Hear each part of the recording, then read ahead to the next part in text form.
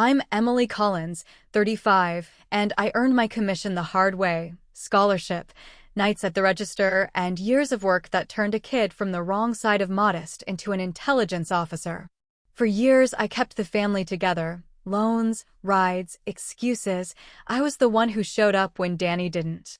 But then he texted me 3 words that changed everything. Sold your typewriter. We needed cash. I answered, okay. 20 minutes later, the Pentagon called. That typewriter was a Cold War encryption device worth millions, and suddenly my loyalty to family collided with my duty. Have you ever been humiliated or betrayed by someone you always protected? Tell me in the comments. You're not alone.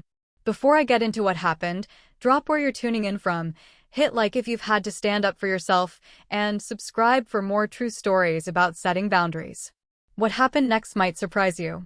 Growing up, Danny and I were inseparable in the way siblings can be when the world feels too big and your parents work too much. I was older by 3 years, which meant I became his shield without asking for the job. When he forgot his homework, I'd slip him mine during lunch. When he came home with a black eye from picking fights he couldn't finish, I'd tell Mom he fell off his bike. Our house sat on the wrong side of modest, where the kitchen table wobbled and Dad's work boots by the door told you more about our finances than any bank statement. Mom cleaned offices downtown, leaving before sunrise and returning after we'd already heated up whatever was left in the freezer. Dad drove delivery trucks, gone for days at a time, coming back with stories about highways and truck stops that made Danny's eyes light up with dreams of escape. I learned early that responsibility fell to whoever was willing to catch it. While Danny spent afternoons exploring abandoned lots and sneaking into movie theaters, I worked the register at Murphy's Corner Store, counting change and sweeping floors for enough money to keep our lights on. The pattern established itself without ceremony. I held things together. He tested how far they could bend. "You worry too much," Danny would say when I reminded him about chores or curfew. He had this way of shrugging off consequences like they were suggestions rather than inevitabilities. Teachers called him charming. I called him exhausting. But when he'd flash that grin and ask for help with something, I'd find myself saying yes before I knew why. High school crystallized our differences. I joined ROTC, drawn to the clear expectations and earned respect. Danny joined nothing official, but somehow became the center of every group that formed around rule-breaking and shortcuts. While I studied for college entrance exams, he perfected the art of talking his way out of detention. While I worked weekend shifts to save for textbooks, he borrowed $20 here and $40 there, always promising to pay it back next week. Next week became a family joke that wasn't funny. The day I got my acceptance letter to the military academy, I found Danny smoking behind the garage. I showed him the thick envelope, explained what it meant. He took a long drag and said, "So you're really gonna let them tell you how to think for 4 years? It's not like that." "Sure it is." He dropped the cigarette and ground it under his heel. "But hey, somebody's gotta follow the rules, right?" I wanted to explain that it wasn't about following rules. It was about belonging to something larger than myself, about earning the right to protect people who couldn't protect themselves. But Danny had already walked away, and I'd learned that some conversations couldn't be forced. Our grandfather died the spring before I left for the academy. Granddad Joe had been a quiet man who kept his war stories locked away except for occasional fragments that escaped during holiday dinners. He'd served in Europe, then stayed in the military through the Korean conflict and into the early days of Vietnam before retiring to a small house filled with books and the smell of pipe tobacco. The funeral was simple, the way he would have wanted. Afterward, while relatives sorted through his belongings, I found myself drawn to his study. Danny was in the living room, loud-talking with cousins about baseball scores and weekend plans, but something about Granddad's desk called to me. The room felt sacred, unchanged from when I was small enough to sit on his lap while he typed letters on the old machine that occupied the corner of his desk. It wasn't a beautiful typewriter, black metal, heavy and utilitarian, with keys that required real force to strike the paper. But Granddad had used it for everything: letters to old army buddies, complaints to the newspaper editor, stories he never let anyone read. When Mom asked what I wanted as a keepsake, I pointed to it without hesitation. Danny looked at it and laughed. That old thing? It probably doesn't even work. But I knew it worked. More importantly, I knew it mattered. Not just as a memento of Granddad Joe, but as something he'd trusted me to understand. During my last visit before he died, when I'd mentioned my plans for military service, his eyes had brightened with recognition. "That typewriter's been places," he'd said cryptically. "Seen things. Maybe someday you'll understand what I mean." I loaded it carefully into my car, ignoring Danny's eye roll. Mom kissed my cheek and whispered that Granddad would be proud. Dad shook my hand and slipped me $100 bill, pretending it wasn't money he couldn't spare.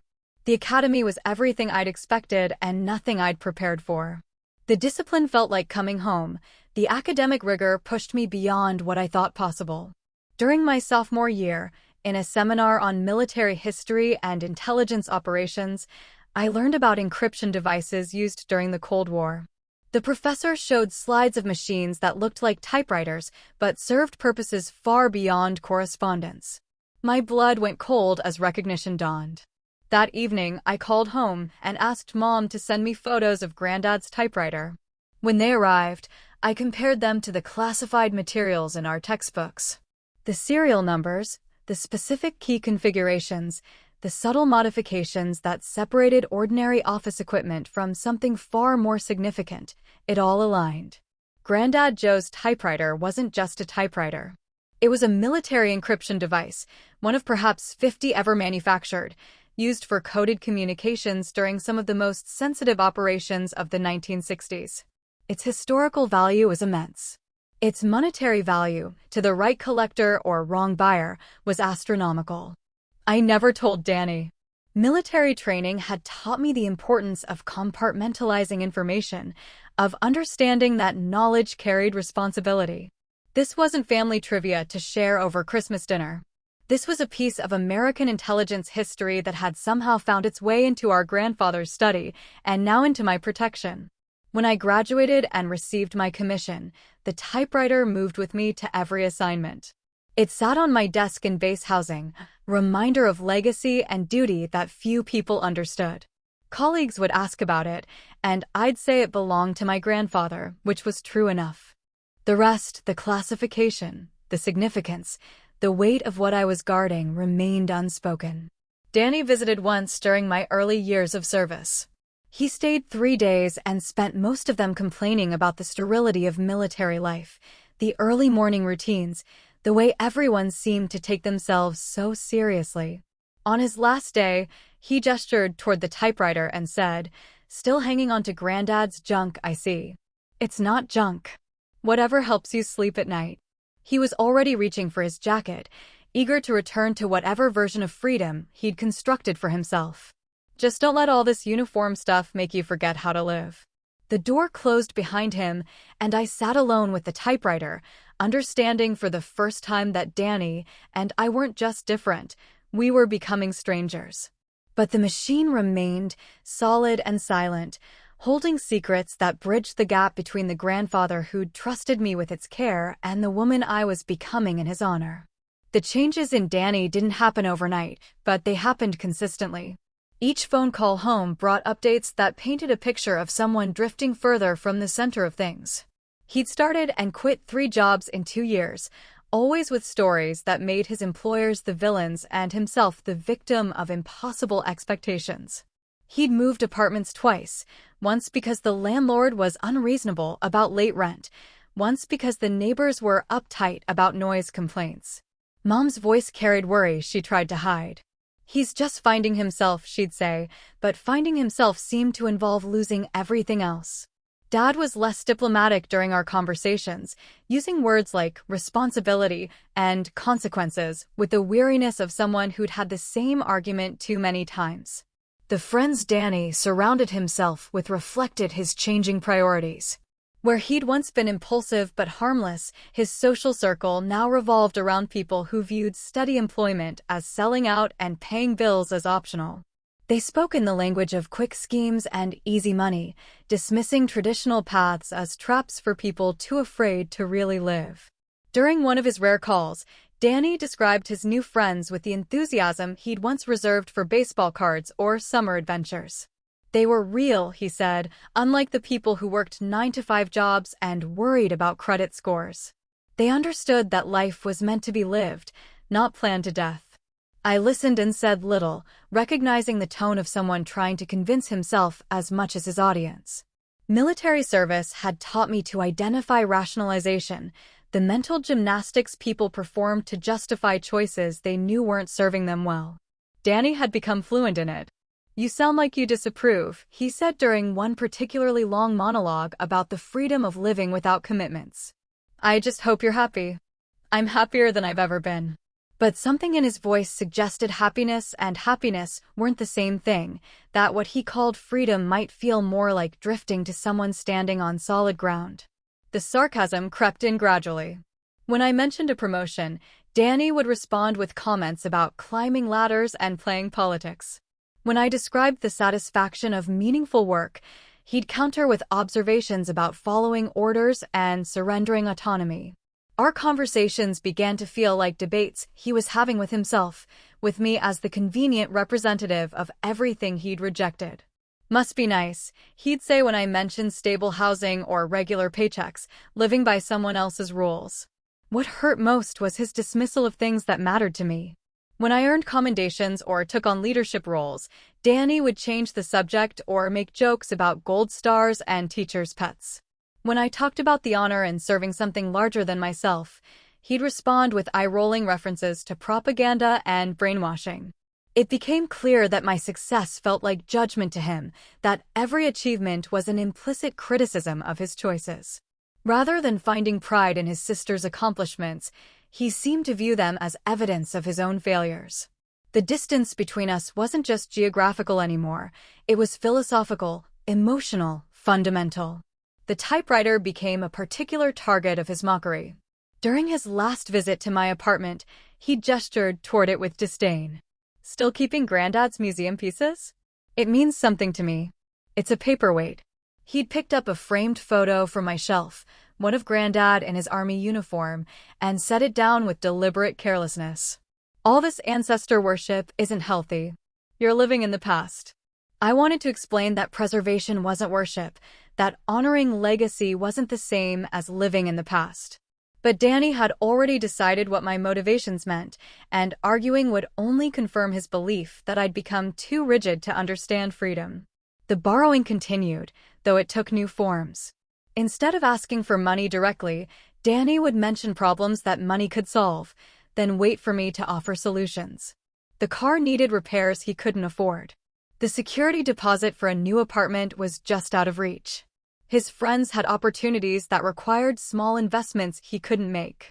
I helped because I still believed in the possibility of change, because blood meant something even when everything else felt strained. But each transaction felt less like helping family and more like enabling choices I couldn't respect. Danny would thank me with enthusiasm, promise swift repayment, then act surprised when I mentioned the debt weeks later.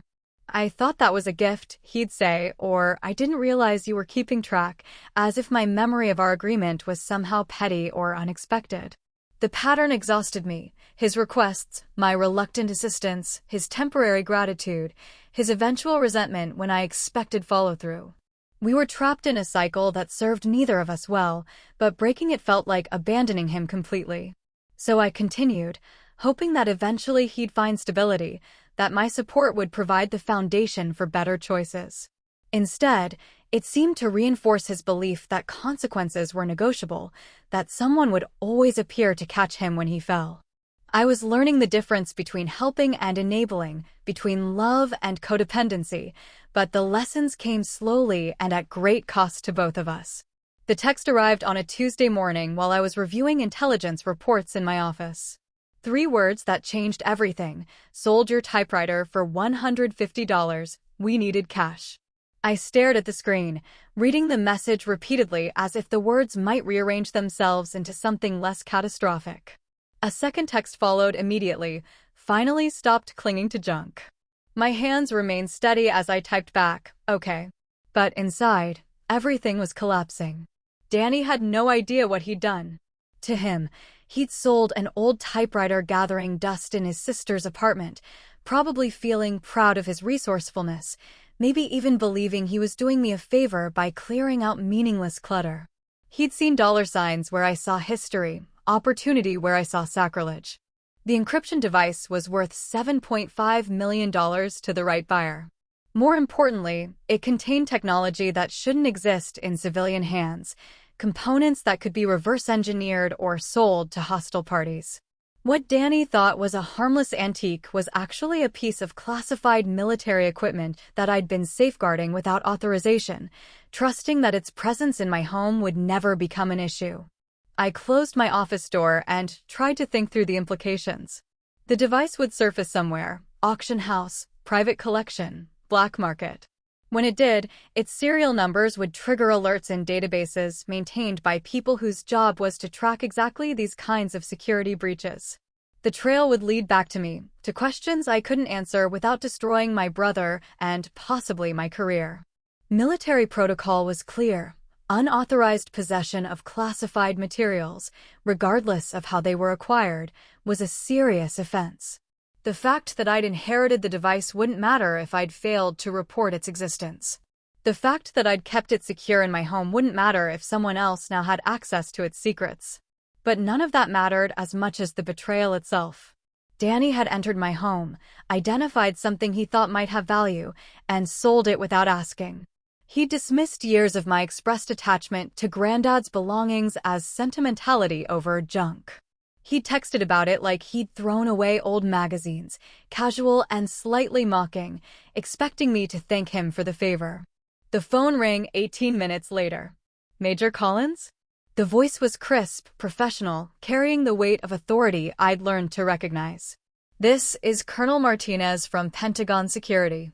We need to discuss a matter of some urgency regarding equipment that may have been in your possession." "Yes, sir. Are you familiar with a cryptomechanical device, model CMC-47, serial number 847291? I closed my eyes. "Yes, sir. That device has surfaced in a civilian marketplace. Our records indicate it was assigned to your grandfather, Sergeant First Class Joseph Collins, in 1964. Can you explain how it left secure custody?" The question hung in the air like smoke from an explosion. I could lie, claim ignorance, pretend I'd never seen the device or known its significance. I could protect Danny by taking full responsibility, accepting whatever consequences came from unauthorized possession of classified materials. Or I could tell the truth and let the chips fall where they would. "My brother sold it, sir. He didn't know what it was." The silence stretched long enough for me to hear my own heartbeat. Colonel Martinez was making notes, probably running through protocols for breaches involving family members. When he spoke again, his tone had shifted from interrogation to damage control. "We're going to need a full debrief, Major. Today. And we'll need contact information for your brother." "Understood, sir." For what it's worth, Major Collins, your immediate honesty is noted. This could have gone very differently if you'd attempted to cover this up. The line went dead, and I sat alone in my office, staring at Danny's text messages. Finally stopped clinging to junk he'd written, as if my attachment to family history was a character flaw he'd helped me overcome. He had no idea that his quick $150 had just cost both of us everything. I thought about calling him, warning him about what was coming. But military training had taught me that loyalty to family couldn't supersede loyalty to duty, that personal relationships couldn't compromise national security. Danny had made his choice when he sold the device. Now I had to make mine. The Pentagon debrief took 6 hours. Colonel Martinez and 2 other officers walked me through every detail: how I'd acquired the device, when I'd learned its significance, why I'd never reported its existence, what security measures I'd taken to protect it. They were thorough but not hostile, recognizing that my situation was unusual rather than malicious. "Your grandfather should have turned this in when he retired," Colonel Martinez explained. But records from that era were incomplete, and follow-up was inconsistent. The device was probably forgotten by everyone except him. And me. And you. Which creates complications. The implications were clear. I'd been living with classified materials for years without authorization. The fact that I'd kept them secure and never attempted to profit from them worked in my favor, but protocol was protocol. My security clearance would be reviewed. My career trajectory might be altered. My integrity would be questioned by people whose opinion determined my professional future. But all of that felt manageable compared to what Danny was about to face. Military security didn't operate like civilian law enforcement. They wouldn't arrest him dramatically or hold press conferences about the bust. Instead, they'd investigate quietly and thoroughly, following every lead until they understood exactly how a classified encryption device had ended up for sale in downtown Minneapolis. They'd discover that Danny had found the device in my apartment while I was deployed. They'd learn that he'd sold it to a dealer who specialized in vintage electronics and military surplus. They'd trace its movement through at least 2 more hands before it triggered the alerts that brought it to official attention. Danny would be interviewed, probably multiple times. His financial records would be examined. His associates would be questioned. The casual world of easy money and flexible ethics he'd constructed around himself would be exposed to scrutiny from people trained to detect deception and follow evidence wherever it led. Your brother's cooperation will be essential, Colonel Martinez had warned me. If he's truthful and helpful, this can remain a security matter rather than a criminal one. But if he tries to hide anything or protect anyone else involved in the chain of sale, the situation becomes much more serious. I'd nodded and provided Danny's contact information, knowing that his natural instinct would be to minimize, deflect, and blame others for consequences he couldn't have anticipated. He'd probably assume he could charm his way out of trouble the way he'd done in high school, not understanding that military investigators were immune to the kind of casual manipulation that worked on teachers and local cops. That evening, I called home to warn Mom and Dad about what was coming. They listened in stunned silence as I explained the situation, their questions revealing how little they'd understood about both the typewriter's significance and Danny's recent behavior. "He's been staying here again," Mom said quietly. "Lost his apartment last month. He said it was temporary." "There'll probably be people asking questions," I warned. "Federal investigators. They'll be respectful, but they'll be thorough." "What kind of trouble is he in?" Dad's voice carried the weight of too many previous conversations about Danny's choices. "That depends on how honest he is with them." I hung up knowing that I just shattered whatever illusions my parents still maintained about Danny's harmless recklessness. The son they'd been making excuses for was about to face consequences that couldn't be negotiated or charmed away, and their daughter was the one who'd set those consequences in motion. Sleep didn't come easily that night. I kept thinking about Danny's text message, his casual dismissal of something I'd treasured. "Finally stopped clinging to junk," he'd written, as if helping me clear out meaningless clutter. He'd been so proud of his initiative, so certain he was doing me a favor by converting worthless antiques into useful cash. By morning, I'd made peace with my choice. I'd chosen truth over protection, duty over blood, consequences over enabling. It wasn't a decision made in anger or revenge, but in recognition that some lines couldn't be crossed without response. Danny had betrayed more than just my trust. He'd compromised national security for beer money, and pretending otherwise wouldn't serve anyone. The aftermath unfolded with military efficiency. Danny was contacted within 48 hours. The dealer who'd purchased the device was interviewed and released. The subsequent buyers were identified and cleared. The encryption device itself was recovered and returned to secure storage, its brief adventure in the civilian world documented and filed away. Danny called me after his first interview, his voice shaking with confusion and anger.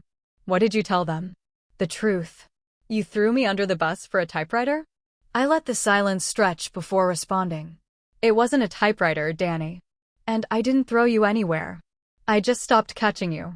The conversation devolved from there, Danny cycling through disbelief, rage, and desperate attempts to make me understand that he'd been trying to help, that he'd never meant for any of this to happen, that families were supposed to protect each other from exactly this kind of disaster. But I'd learned something important during those 6 hours at the Pentagon. Consequences weren't disasters. They were corrections. Danny had spent years believing that someone would always appear to shield him from the results of his choices. I'd been that someone, enabling his belief that actions and outcomes were only loosely connected, that charm and family loyalty could substitute for responsibility and respect. "I can't fix this for you," I told him before ending the call. "And I won't try to." For the first time in our relationship, I meant it. Colonel Martinez called me a week later with an update. Danny had been cooperative during his interviews, providing detailed information about how he'd accessed my apartment and sold the device. His story was consistent and appeared truthful. More importantly, the investigation had revealed no evidence of malicious intent or ongoing security risks.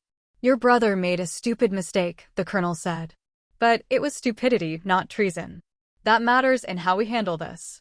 The resolution was anticlimactic in the way that real consequences often are.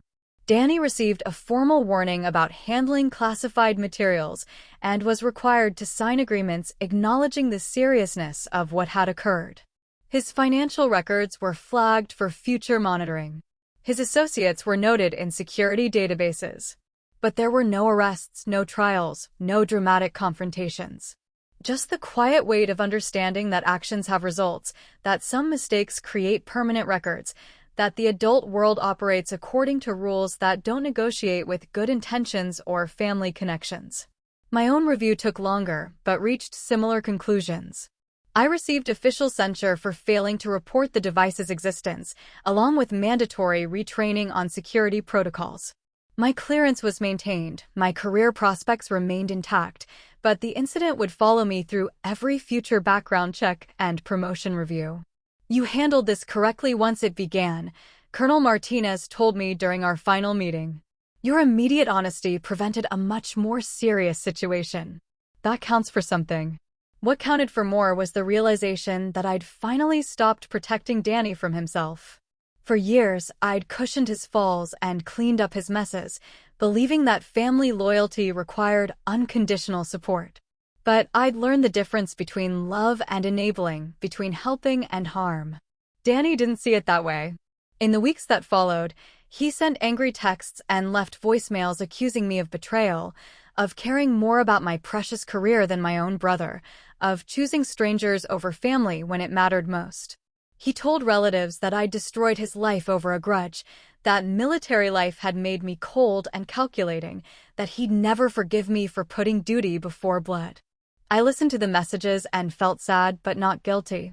Danny's version of events cast him as the victim of my rigidity, but the truth was simpler. He'd stolen something valuable from someone who loved him, and when caught, he'd faced consequences he couldn't charm away.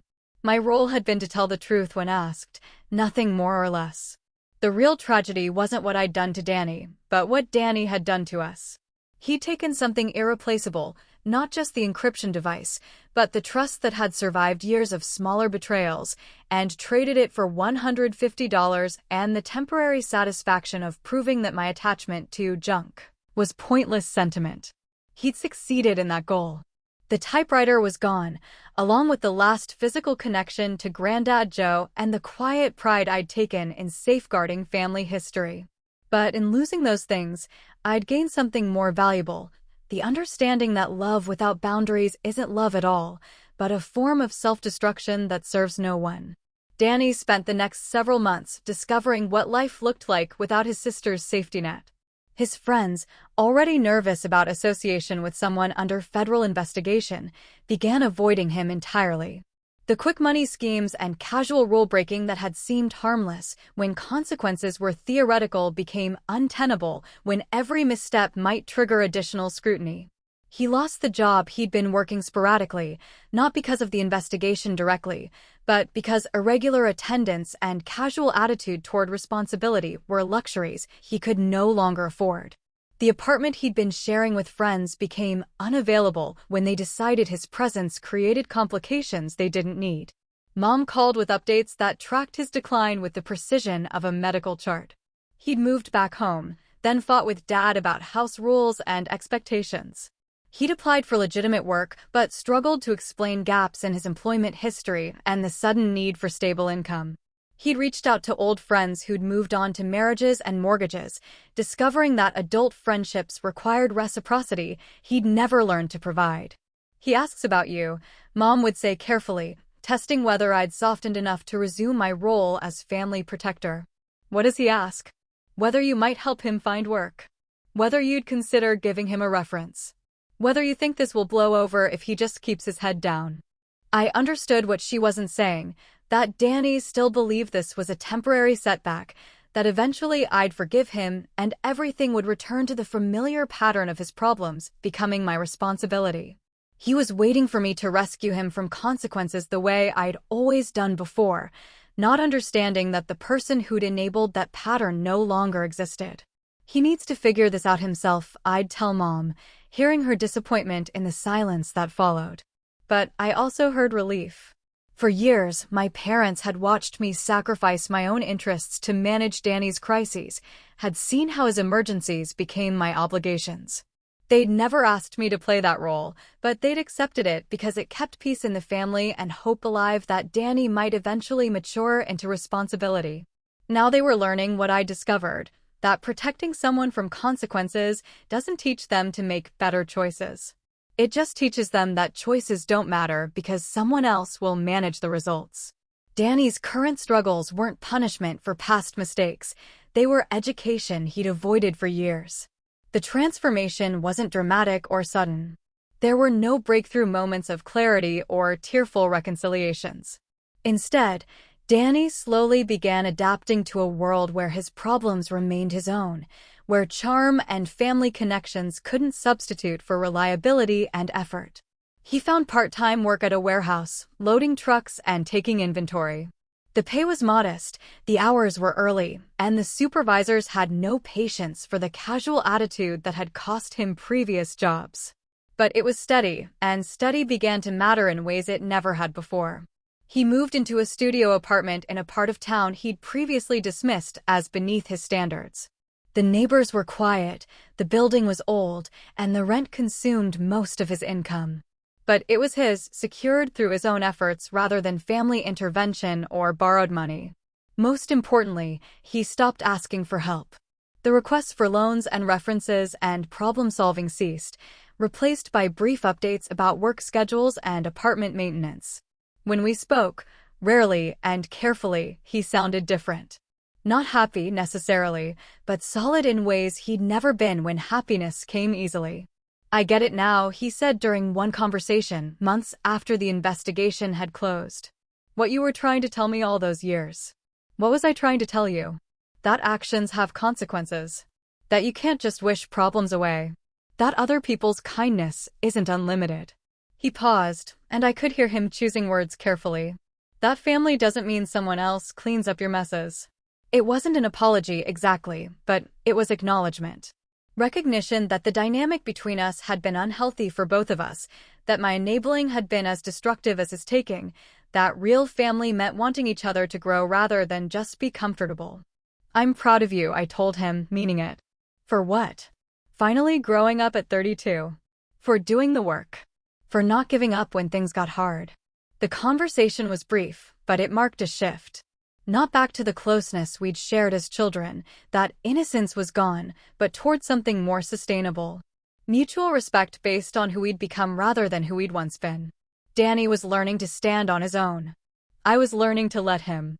Both lessons had been necessary, though neither had come easily.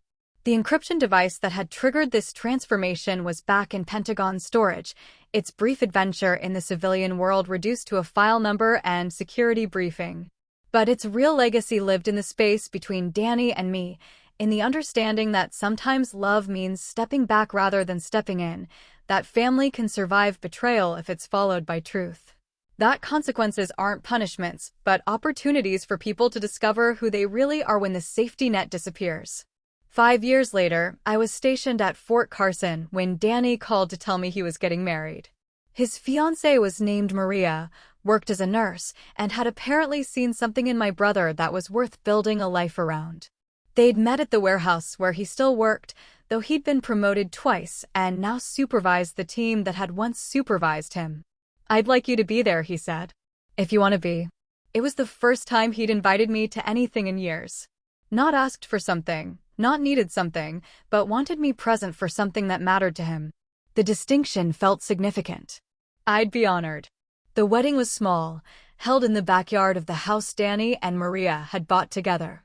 Nothing fancy, folding chairs borrowed from Maria's church, flowers from the grocery store, a cake Maria's mother had made.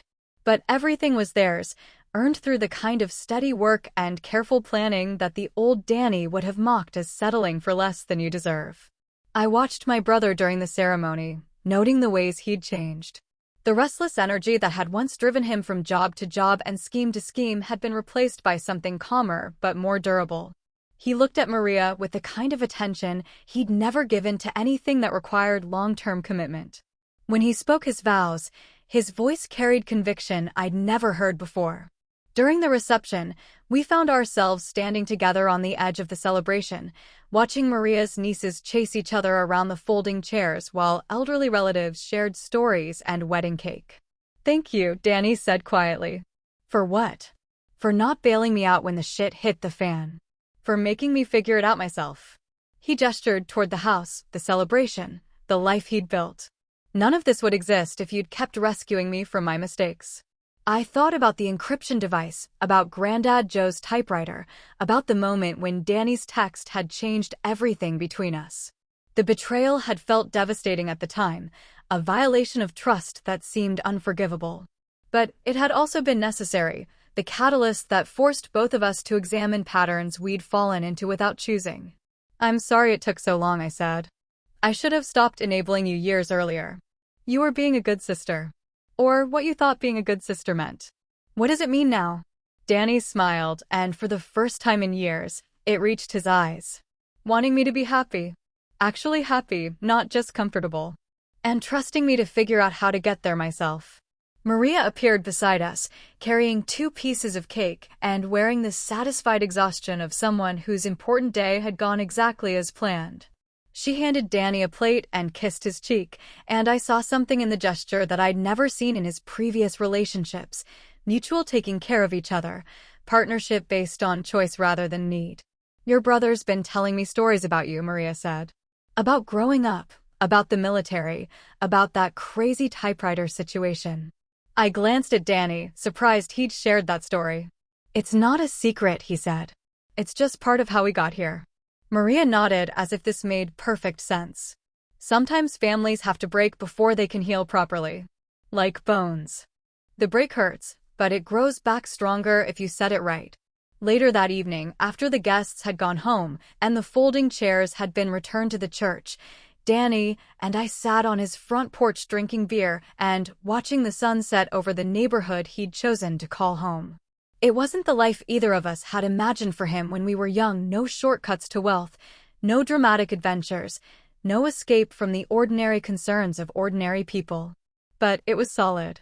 It was his. And it was good. "Do you ever think about Granddad?" Danny asked. "About what he'd think of all this?" I considered the question, remembering the quiet man who'd kept his war stories private and his typewriter cleaned and maintained long after it had outlived its official purpose.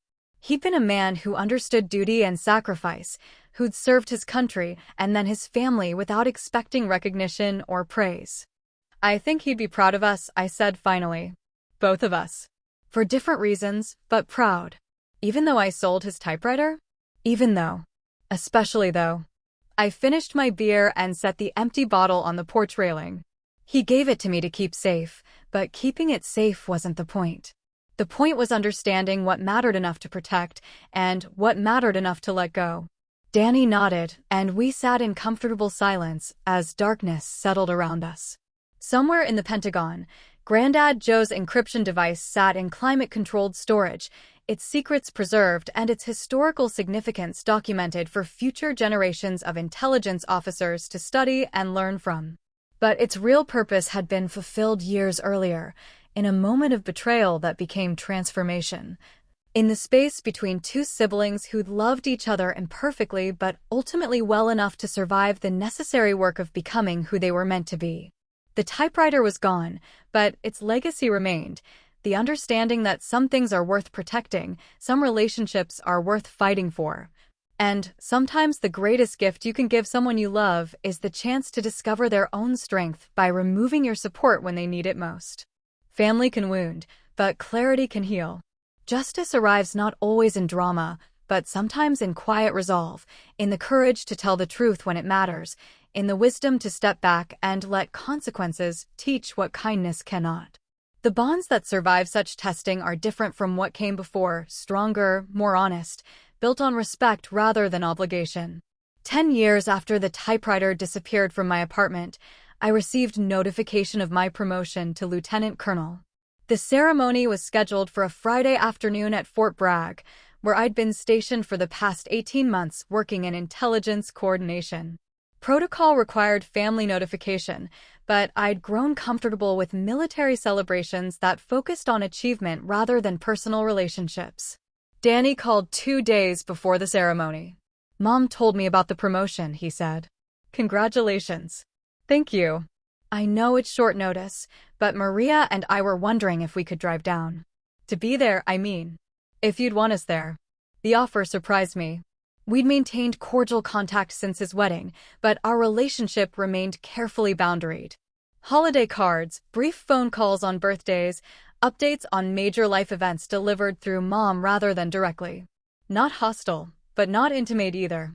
The comfortable distance of siblings who'd learned to respect each other without requiring closeness. You don't have to do that. It's a long drive. We want to, if you're okay with it. He paused, and I heard Maria's voice in the background, encouraging him to say something more. "I've never seen you get promoted. Seems like something I should witness at least once."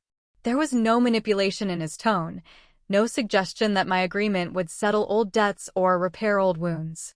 Just genuine interest in sharing a moment that mattered to me, the kind of gesture that healthy families make for each other without keeping score. "I'd like that," I said, meaning it. The ceremony itself was brief and formal. 40 family members and colleagues gathered in the base chapel while Colonel Harrison read my service record and achievements. When he pinned the silver oak leaves to my uniform, I thought about the 18-year-old who'd left home determined to serve something larger than herself, about the young officer who'd struggled to balance duty and family loyalty, about the woman who'd learned that integrity sometimes required difficult choices. Danny and Maria sat in the third row, dressed in their best clothes and looking slightly overwhelmed by the military formality surrounding them. When the ceremony concluded and people began offering congratulations, I watched Danny approach with the careful respect he'd learned to show institutions he'd once dismissed. "Lieutenant Colonel Collins," he said formally, then broke into a grin. "That sounds pretty impressive. It feels pretty good." Maria hugged me warmly, and I realized that in the years since Danny's wedding, she'd become family in ways that felt natural rather than obligated.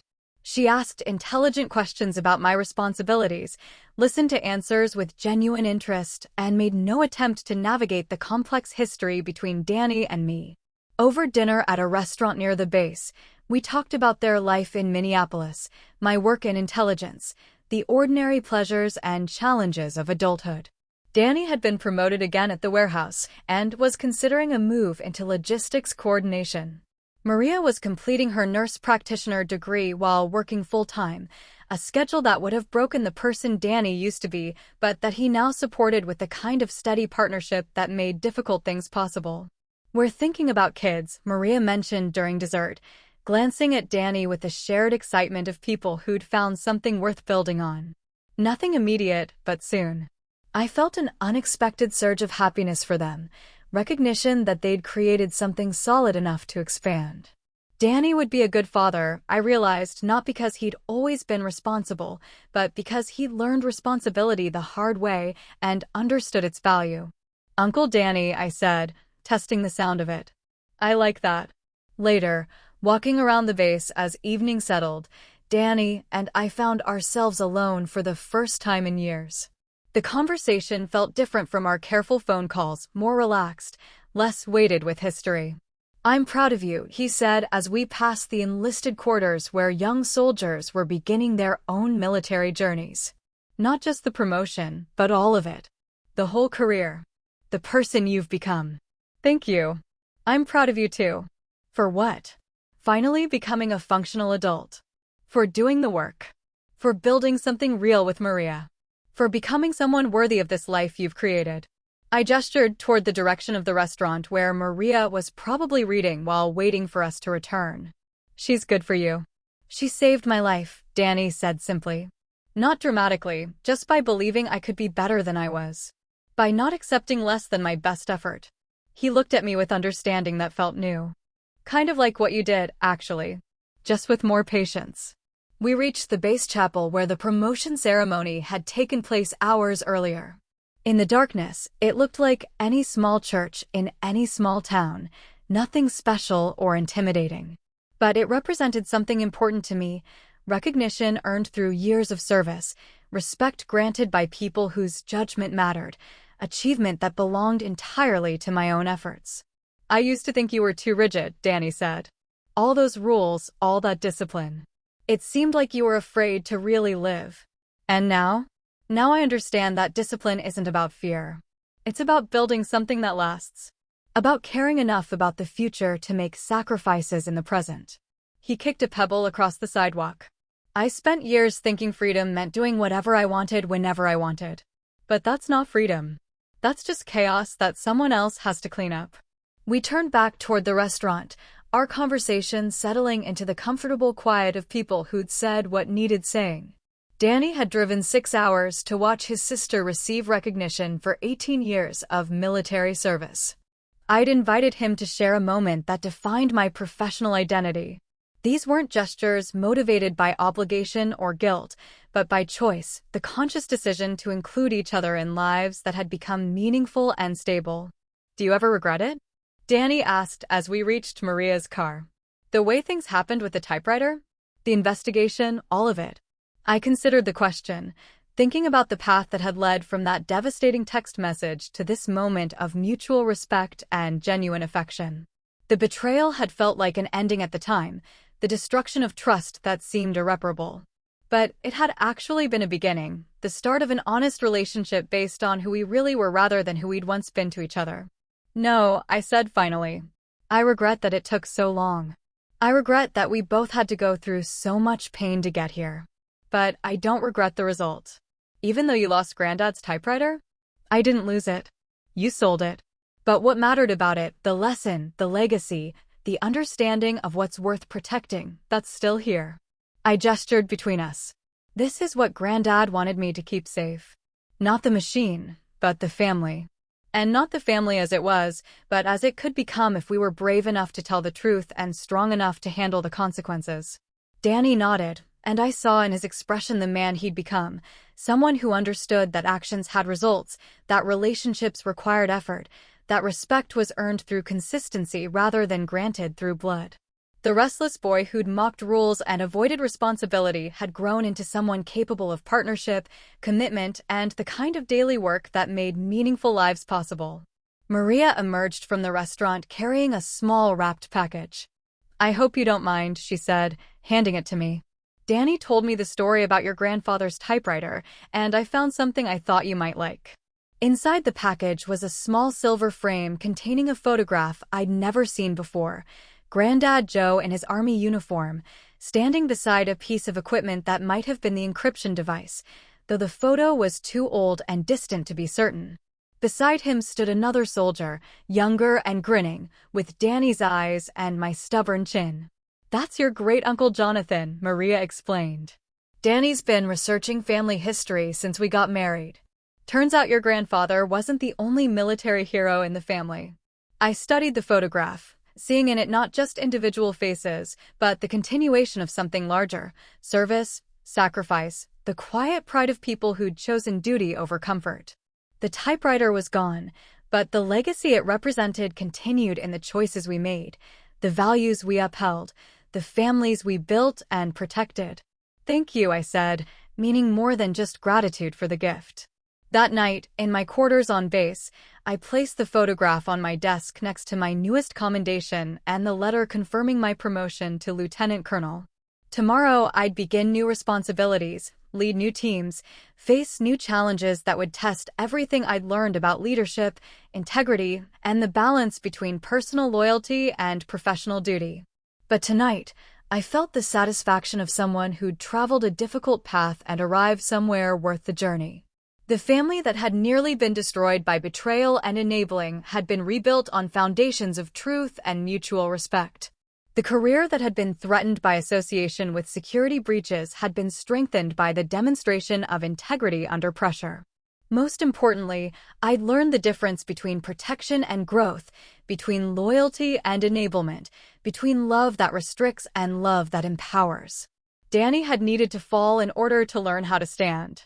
I'd needed to step back in order to let him discover his own strength. The typewriter had been the catalyst, but the real work had happened in the months and years that followed, as we'd both learned to build lives worthy of the respect we now shared.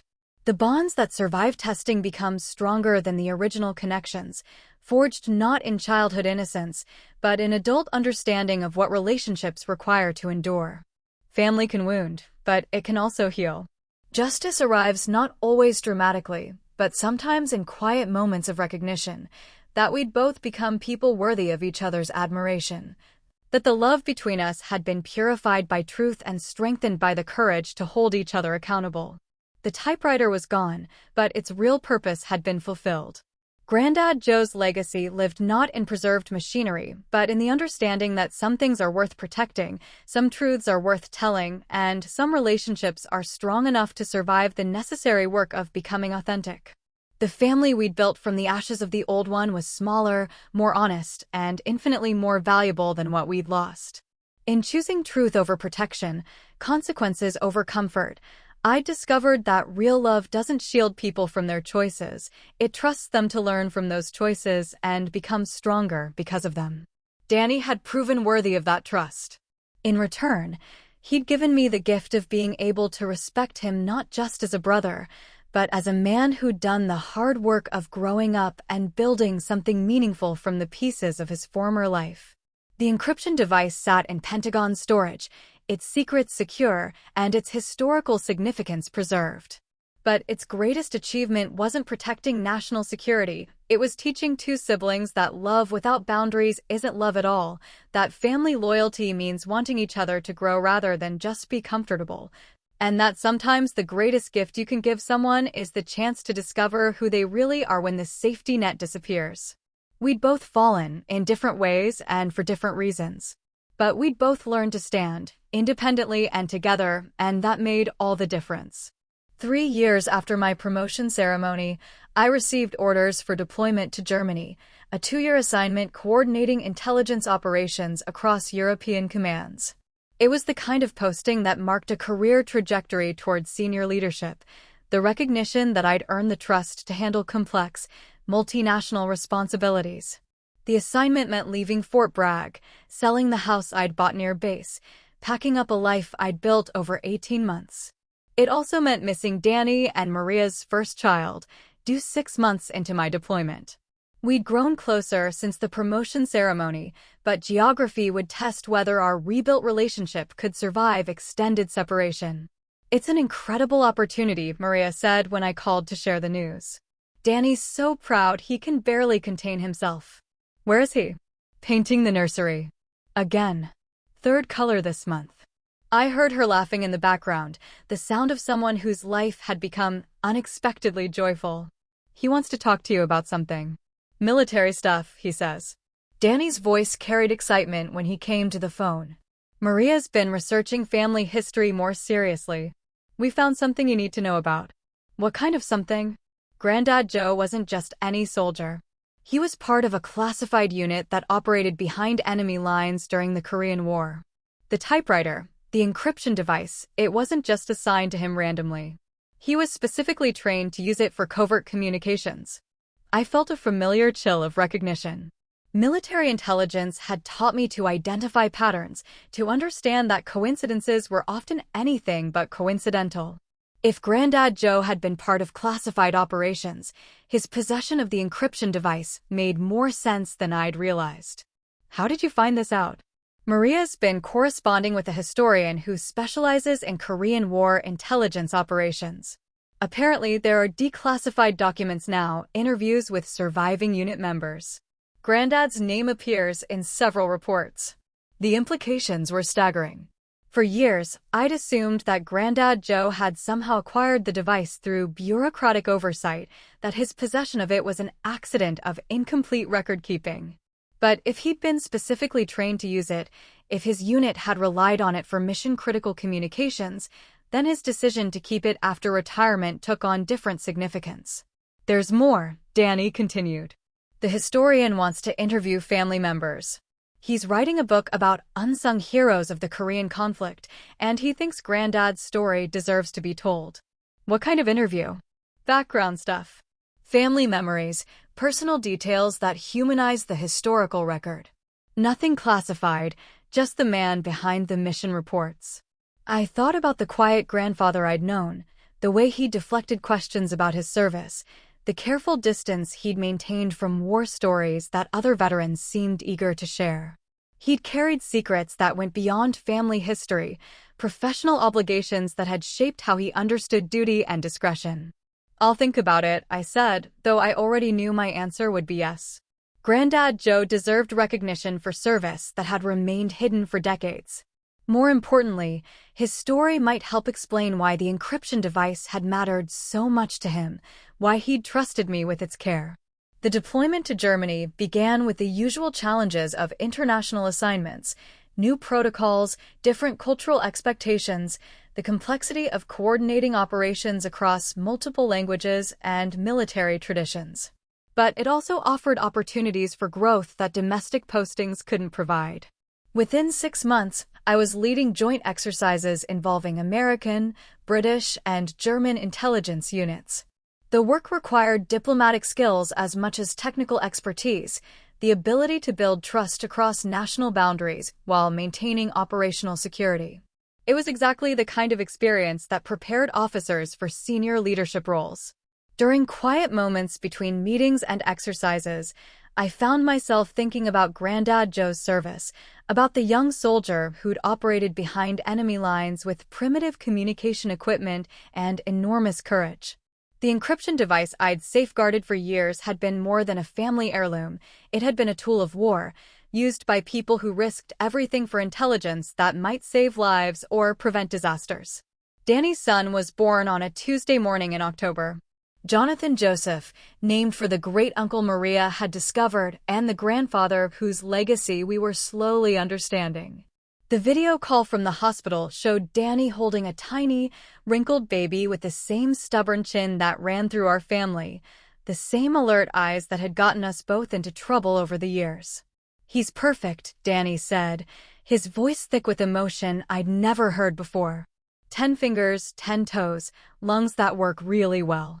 Maria looked exhausted but radiant, cradling the baby with the confidence of someone who'd prepared thoroughly for this responsibility. "We wanted you to be one of the first to meet him, even if it's through a screen."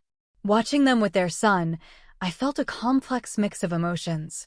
Joy for their happiness, gratitude that Danny had become someone worthy of this trust, sadness that geography prevented me from sharing the moment in person. But also recognition that this was how healthy families functioned, sharing important moments across whatever distance is necessary, maintaining connections that survive separation. "I'll be back for his first birthday, I promised. And Christmas, if I can manage leave." "We're counting on it," Danny said. Uncle duties start immediately, even from 4,000 miles away. The historian, Dr. Robert Chin, contacted me directly 3 weeks later. His email was professional but warm, explaining his research into classified Korean War operations and his specific interest in Granddad Joe's unit. He'd already interviewed 2 other surviving family members and had uncovered details that painted a picture of extraordinary service under impossible conditions. "Your grandfather was part of a 12-man unit that operated behind Chinese lines for 18 months, Dr. Chen explained during our first video call. They provided intelligence that influenced major strategic decisions, but their work remained classified until 2019. Even now, many details can't be discussed publicly." "What can you tell me?" "Enough to understand that your grandfather was a genuine war hero. His unit prevented at least 3 major Chinese offensives by providing early warning of troop movements. The encryption device you mentioned was critical to their success. It allowed them to communicate with headquarters without fear of interception." Learning about Granddad Joe's real service record recontextualized everything I'd thought I understood about his character. The quiet man who'd deflected praise and avoided war stories had been hiding extraordinary courage and sacrifice. His decision to keep the encryption device hadn't been oversight or sentiment. It had been recognition of its significance to operations that had saved American lives. Why didn't he ever talk about it? Men like your grandfather rarely did. They understood that real heroism doesn't require recognition, that some stories are too important to become entertainment. Plus, much of what they did remained classified throughout their lifetimes. Dr. Chen's book, Silent Warriors: Untold Stories of Korean War Intelligence, was published 18 months later. Granddad Joe's chapter, titled The Quiet Professional, portrayed him as a soldier who'd volunteered for the most dangerous assignments while maintaining the kind of professional discretion that made classified operations possible. Reading about his service, I finally understood why he'd been chosen to carry the encryption device, why his superiors had trusted him with technology that could compromise entire operations if it fell into enemy hands. He'd been more than brave, he'd been reliable in ways that made other people's courage possible. The book also explained why he'd kept the device after retirement. His unit had been disbanded quietly, their equipment scattered or destroyed, their service records sealed. In the chaos of demobilization, the encryption device had simply disappeared into his personal effects, another piece of military surplus that bureaucrats assumed had been properly disposed of. But Granddad Joe had understood its significance. Rather than turning it in to officials who might not appreciate its historical importance, he'd preserved it as a reminder of service that couldn't be publicly acknowledged. When he'd left it to me, he'd been trusting that I'd recognize its value and protect it appropriately. Danny read the book before I did, calling with excitement that reminded me of childhood discoveries. Did you know he volunteered for extra missions? That he stayed behind enemy lines longer than anyone else in his unit? That Chinese forces had a bounty on his head? No, he never talked about any of that. Because he was humble. Because he understood that real heroes don't need to tell hero stories. Danny's voice carried awe and pride. Maria's been reading passages to Jonathan. Not that he understands yet, but we want him to know what kind of man his great-grandfather was. The deployment to Germany ended with commendations and the promise of future senior assignments. I returned to Fort Bragg to find that my reputation had grown during my absence, that colleagues viewed me as someone capable of handling complex international responsibilities. The path toward colonel, and eventually general, was becoming clearer. But more importantly, I returned to find that my relationship with Danny had not only survived the separation, but had been strengthened by shared purpose. His interest in family history had evolved into genuine appreciation for military service. My deployment had demonstrated that our connection could withstand distance and competing priorities.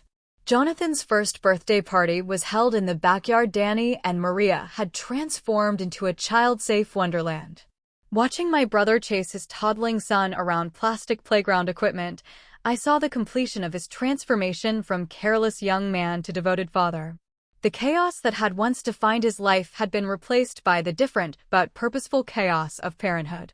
"You're good at this," I told him as we watched Jonathan destroy a birthday cake with the systematic enthusiasm that one-year-olds bring to all tasks. I had to learn how to be responsible for someone else. Turns out it's easier when that someone else is worth the effort. He gestured toward Maria, who was documenting Jonathan's cake destruction with the dedication of a war correspondent. Both of them, actually. Granddad would be proud of all of this. The family you've built, the man you've become. He'd be proud of you too. Lieutenant Colonel Collins, International Intelligence Coordinator, defender of classified devices. Danny grinned, but his expression grew serious. I know I never really apologized for selling the typewriter. For betraying your trust, for almost ruining your career, for being such a selfish idiot. You don't need to, yes, I do. What I did was inexcusable. I took something that mattered to you and traded it for beer money. I dismissed your feelings and betrayed your trust. If you hadn't been strong enough to tell the truth when it mattered, we'd both still be living with the consequences of my stupidity. The apology was more complete than I'd expected, more thoughtful than necessary. Danny had clearly been thinking about that moment for years, understanding its implications in ways that went beyond immediate consequences. It worked out the way it needed to, I said finally. We both learned things we needed to know. Still, I'm sorry. And I'm grateful. For not protecting me from the consequences, for forcing me to grow up, for trusting that I could become someone worth respecting. Jonathan chose that moment to launch himself from his high chair toward Danny, who caught him with the reflexes of someone accustomed to toddler unpredictability. Watching them together, Danny patient and attentive, Jonathan secure in his father's arms, I felt the satisfaction of witnessing transformation completed. That evening, after the guests had gone and Jonathan had fallen asleep surrounded by wrapping paper and new toys, Danny and I sat on the front porch drinking beer and watching suburban families conclude their weekend activities. Children were being called in for baths, lawn mowers were being returned to garages, porch lights were beginning to flicker on as darkness approached. "Do you think he'll want to serve?" Danny asked, gesturing toward the house where his son slept. "Militarily, I mean. That'll be his choice to make. But if he does, he'll come from a family that understands what service means." "That's not nothing. Speaking of which, Maria and I have been talking about something. We want to name you as Jonathan's guardian. In our wills, I mean. In case something happens to both of us." The request surprised me, not because it was unexpected, but because it represented complete trust in my judgment and character. Danny was asking me to potentially raise his child, to make decisions that would shape a life he valued more than his own. That's a big responsibility. It's also a big honor. You're the person I trust most to raise him right if we can't. Danny finished his beer and set the bottle on the porch railing. You know how to balance love and discipline, how to prepare someone for the real world without breaking their spirit. You've been practicing on me for years. I thought about the 18-year-old who'd left home determined to serve something larger than herself, about the mistakes and growth that had brought me to this moment of being trusted with the most precious thing in my brother's life. The journey from enabler to truth-teller to trusted guardian felt complete in ways I hadn't expected. "I'd be honored," I said, meaning it completely. The conversation turned to lighter topics, Jonathan's developmental milestones, Maria's career plans, my next assignment possibilities. But underneath the casual chat was recognition that we'd built something solid from the wreckage of our original relationship, that the family we'd created through honesty and accountability was stronger than what we'd inherited through blood and circumstance. Later that night, alone in my hotel room near the base, I thought about Granddad Joe's encryption device, about its journey from classified operations in Korea to family heirloom to catalyst for transformation. Its physical presence was gone, secured in Pentagon storage where it belonged, but its real purpose had been fulfilled in ways that went beyond national security. It had taught us that some things are worth protecting, that truth matters more than comfort, that family loyalty means wanting each other to grow rather than just be safe. It had forced conversations we'd avoided, consequences we'd needed, growth we'd resisted. Most importantly, it had proven that relationships built on honesty could survive testing that destroyed those built on sentiment and obligation. The typewriter was gone, but its legacy lived in the choices we continued to make, the values we'd learned to uphold, the trust we'd earned through consistent action rather than inherited through shared history. Danny had become someone worthy of raising a child, and I'd become someone he trusted to help with that responsibility if needed. In the morning, I'd return to Fort Bragg and begin preparing for whatever challenges my career would bring next. But tonight, I felt the deep satisfaction of someone who'd traveled a difficult path and arrived somewhere worth the journey. Who'd learned that sometimes the greatest gift you can give someone you love is the courage to tell them the truth and the strength to let them handle the consequences. Family can wound, but it can also heal. The bonds that survive honest testing become unbreakable. That's how one text from my brother turned into a call from the Pentagon, and a lesson I'll never forget. What about you? Have you ever had someone dismiss something you valued, only for it to turn out priceless? Or trusted family with responsibility, only to regret it later? Share your story in the comments. I read every one. And if you found this worth your time, hit like, subscribe, and turn on notifications for more true stories about boundaries, loyalty, and what happens when the truth finally comes out.